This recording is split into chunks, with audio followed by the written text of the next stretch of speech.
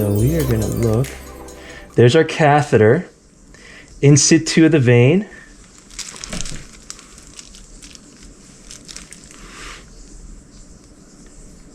It's not bad. Not bad at all. Let's see where the tip terminates.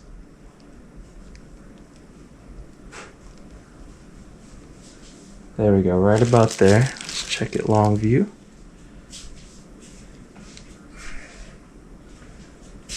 There it is. All right, here we have the catheter and then the vein. We pre-measured it. This is the vein size and catheter. Here's what I mean when I talk about catheter to vein ratio size. Let's see here, catheter to vein ratios. This is going to be 12 over 22, which equals about 0.545. I'm going to round that up to 0.55, which equals 55%. So this is definitely more than our desired 45% catheter to vein ratio, which is probably why we're seeing some thrombosis here. Okay, there's definitely a thrombotic event, and what's interesting is if you look carefully, you'll also see a leaflet here. I believe this is a valve. There's a bit of a bulge, as you can see here, a little bit of a bulge here, which indicates to me that it is a possible valve, and the medication that was flowing, or the reduction in blood flow, also known as hemostasis, was potentiated, and the hemostasis increased with the turbulence from where the valves are located. There's a theory out there that possibly having the catheter tip too close to the valve will cause more thrombosis events inside the veins. Theory, but kind of makes sense. What we want to do is be careful about how we draw the blood here, because remember, one of the reasons why we're hemolyzing blood is due to inappropriate amounts of pressure, positive or negative. I believe it's more negative that causes hemolysis rather than positive. Don't quote me on that, I have to double check. But inappropriate amount of negative pressure could and will hemolyze the blood. So when we're pulling the blood from the venous return, and of course there's not much return at the bottom here because it's pretty much completely obstructed by the catheter. But whatever little flow that we can take advantage of from the top area here, we're gonna draw that blood and it's gonna try to get sucked into these narrow spots. Now, I understand that the catheter lumen looks pretty small, but keep in mind, these red blood cells are significantly smaller. So it's not like they're trying to squeeze into, like each cell is trying to squeeze into the lumen of, or the opening of the catheter. It's a whole bunch of them. Okay, it's a whole cluster of these red blood cells trying to get into the catheter, and the increased pressure causes the whole crowd, the hundreds, if not thousands of cells that are trying to get into this catheter at the same time. So we have to, in a orderly fashion, don't run, walk during an emergency type of pressure. And so we need to draw the blood very carefully, very slowly, and very gently with the least amount of pressure. The problem with these vacutainers that we draw blood with, they have a fixed negative pressure. You can't control it. And a lot of times with these inappropriate catheter to vein ratios, that negative pressure from the vacutainers could be overwhelming or too much, causing a lot of turbulence and a lot of red blood cells trying to pack into each other into that one small opening. So the recommendation is to use equipment that allows you to draw with the least amount of pressure. And that means using a smaller diameter syringe where the human can control the negative pressure is desired, or is going to bring about a desired outcome. Meaning, the skinnier your syringes versus your 10 cc fat syringes, the skinnier syringes are going to allow you for more granular, less amount of pressure than the 10cc syringes. The smaller the diameter, the more control you can have over that negative pressure. So when you're drawing with a smaller 3cc syringe, you're going to be able to draw with even less pressure and more gently, and we're going to show you how to do that. We're going to draw the blood. We do want to draw blood without the clave, and I brought extra to give her a new one. Let's scrub that for 15 seconds. And then we're going to attach that directly to the syringe itself that we're going to draw blood from.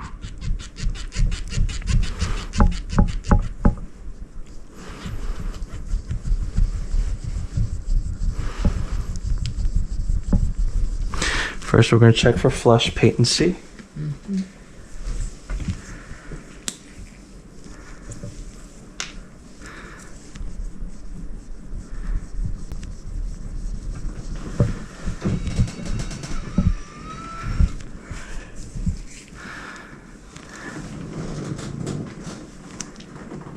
Painful? No? Does it hurt? Good. That's what I like to hear. In a couple of seconds, you're going to see a red arrow pointing at a hyperechoic image that's moving. It's basically a small thrombus that's developed around the catheter that's moving based on my flushing. And you can see that the flushing is slightly resistive, but it still flows pretty well, even though it's so snug up against that thrombus, which means that the thrombus probably developed past the catheter and kind of caught up or moved up towards the tip. Now, the question is, was the thrombus developed by the hemostasis from the high CVR, which was about 55%, and from the potentiating hemostasis from the valve as well? So did the turbulence or the slowdown from the valve and from the high CVR cause a thrombus to develop at the valve, where I believe there's a lot more chance of turbulence and a lot more chance of hemostasis? And did the clot form out there and then work its way up to the catheter, or did it develop at the catheter or past the catheter? Which makes me think it's probably a medication irritation issue that disrupted the homeostasis of that endothelial lining. And theoretically, it could also be the normal saline. Not that we should stop giving normal saline, but be mindful that normal saline is not whole blood. And so we also need to consider it as a very, very, very, very mild irritant as well. Again, just theoretical, but I am seeing that even with a Lasix that is a known non-irritant, saline that is a known non-irritant, they are still contributing to the thrombosis cascade or to endothelial quote-unquote damage. Now, what it's actually damaging, we're not sure. Theoretically, it could be eroding the glycocalyx protein because, again, it is a non-normal or irregular chemical that's interacting with our endothelial lining. Again, highly theoretical, but something to consider as we are seeing these PIV failure rates. What else is there that's causing these catheters to go bad? Not able to retract blood. Notice when I'm flushing, the thrombus is not removed at all. You might be tempted to power slam that flush with two hands or with your palm pressure and try to shotgun that thrombus out. Do not do that. The shotgun effect from the saline and the clot itself is going to cause endothelial damage. When this happens, you may have cleared that line temporarily for a few seconds and feel good about it. Just know in a couple seconds or a few seconds later, that thrombus is going to come back with a vengeance and that catheter is no good. And we caused physical trauma to the endothelial lining. We're going to apply the tourniquet, see how much her veins inflate for us for the blood draw. And we're going to use skinny 3cc syringes. So we're going to attempt to draw blood from there. I'll start with the 6cc syringe. Complete obstruction.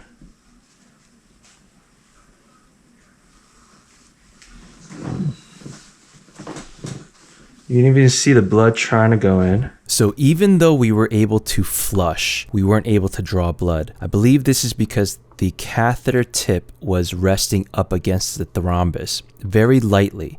This means that with positive pressure, we're able to push open or push away that thrombus from the tip. But when we tried to apply negative pressure and suck in blood, it sucked in the thrombus, closing that opening at the tip of the catheter. Luckily, this thrombus seemed to be a partial occlusion and not a full occlusion. If you have a full occlusion, you'll either not be able to flush at all, or you will see leaking at the site. So basically, all that fluid pressure will start leaving the vein and the skin insertion site because of the back pressure from the complete obstruction. So I ended up pulling that catheter back to give myself enough distance away from the thrombus to be able to allow blood to pool and reservoir in between that obstruction and the catheter tip so that I can draw liquid blood and not clotted blood. I'm sure some of you might have tried something like this due to quote unquote a positional catheter, where you theorize that the tip of the catheter is rubbing up against a valve and you pull on it enough to get away from the obstruction, which allows you great blood return and great flush. This is kind of what I'm doing, but in a larger scale, where I'm going to undress and remove that catheter by a centimeter, maybe even 1.5 centimeters, to give myself plenty of space between that obstruction and the catheter tip so that there's enough of a reservoir of liquid blood and not coagulated blood to be able to draw that blood into the catheter and have enough pooled so that I can draw enough for our sample. Now keep in mind, with this patient I had about a 6.4 centimeter catheter with 3.5 centimeter vein purchase, so we had a lot of wiggle room to play with, and I had the ultrasound to make sure that I was not out of the vein. If your catheters are smaller or you're not using the ultrasound, you should not be doing this because you don't have a lot of wiggle room, nor can you see what you're doing. Apply the tourniquet to plump up your veins. And we'll see if that blood comes out any better. So this is the part that might get really boring, so go ahead and fast forward through if you understand the concept. But I had the full time of me troubleshooting this, or as much of the pertinent parts as possible, so that you can see how long it actually takes to draw these samples properly. Now what's interesting is when I drew the blood after the initial stick, so right after I poked her, I drew the blood into the vacutainer and it flowed beautifully. There was no resistance. I was able to fill both tubes very easily, but her results came out hemolyzed. Now with this method I'm showing you now, no hemolysis of the blood, and I've counted a lot of my patients, and most of them with these 3cc syringe manual draws, no hemolysis, which makes me think that the flow rate is not the determining factor, but the pressure, the negative pressure itself, is the determining factor to whether you can use a smaller gauge catheter for blood draw or not. Again, just a theory from the small anecdotal sample that I've been collecting, but something for you guys to consider. You may want to draw the blood from these smaller gauge catheters with a skinnier syringe rather than with the vacutainers directly. So what I'm doing now is I'm pulling literally as gently as I physically can on this line with a skinnier 3cc syringe,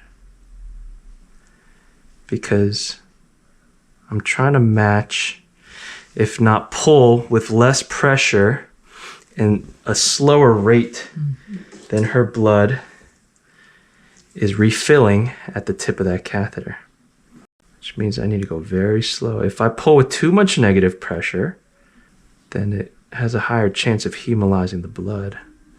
Look how slowly I'm going. All right, well, I think it lasted as long as it could. Okay. I might need to poke you again. Let's see here. Oh, there we go. Beautiful. Yeah. Nice and smooth. Never mind, not yet. So I'm being very careful with my negative pressure. Not to hemolyze the blood. And at this extremely slow rate,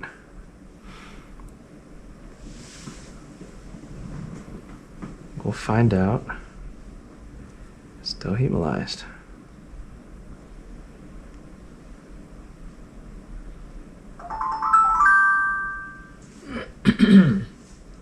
There we go.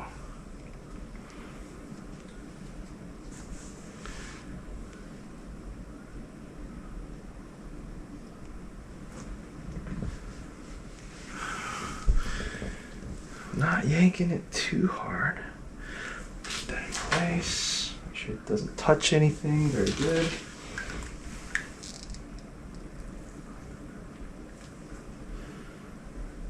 Okay, we'll get that tested.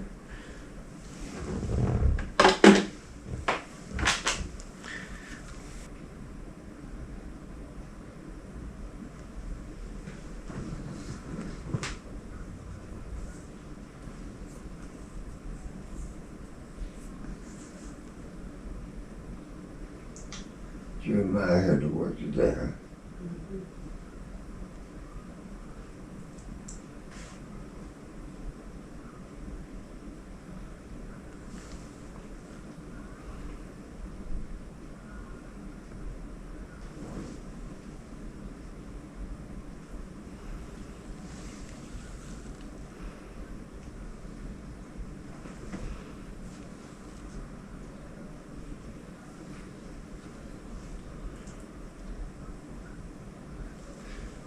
Ran out of 3cc syringe. Yep.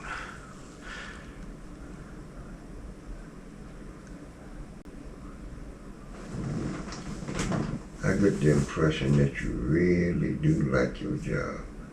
Yeah, for some reason. That's great. Oh, good. It doesn't make me as much money as I'd like, but Well, it's coming. You get that. yeah, I'm enjoying it while it lasts. Yeah, it'll get there.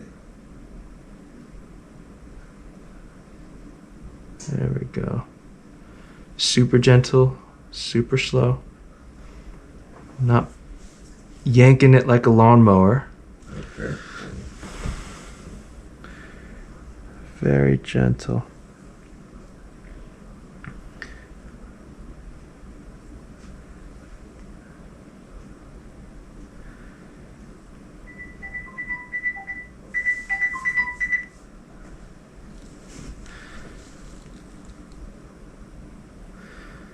Is to not apply too much negative pressure. You gotta take your time, you gotta wait.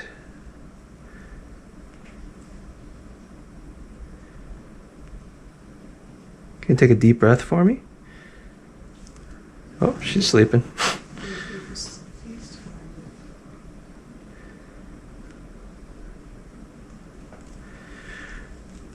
Tired? Mm-hmm. Me too. I'm trying to do a 72-hour fast. Take your time. Wow. It'll be 72 tomorrow morning, so I can't wait. Yeah. Wow. Just want to see if I could do it. Mm-hmm. There's some health benefits to it because I'm still young, Yeah, that's true. but I want to see if I can handle the discipline of not eating because I love food. Tell me about it. Uh-huh. That's all I do is eat. I should weigh 300 pounds or more. So I wanted to challenge myself to see if I can have enough discipline to not need it. It's just kind of hard. Yeah. Because I eat out of pleasure. I don't eat out of necessity. That's right. That's my theory. Uh-huh. He said he eats out of pleasure, not out of necessity. Mm-hmm.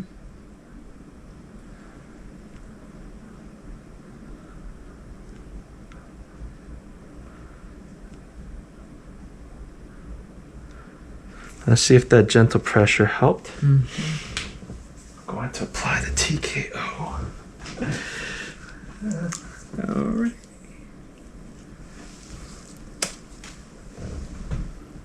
Any pain here? Mm. Does it hurt? Mm-mm. Good. Keep that going. All right, so I'm hoping to give you one more day without poking you, but I think tomorrow they might need to poke you. Hmm. So I'm gonna recommend them just since they're gonna poke you anyways, I'm gonna recommend that they just give you a new line tomorrow. So I gave it a college try to try to pull from this line without having to poke her anywhere else. Okay. I think anyone and anywhere else, they would have just poked her for the blood. I don't think anybody would have taken this much time to draw blood I from her. appreciate it. This is like the best option that I have for her right now.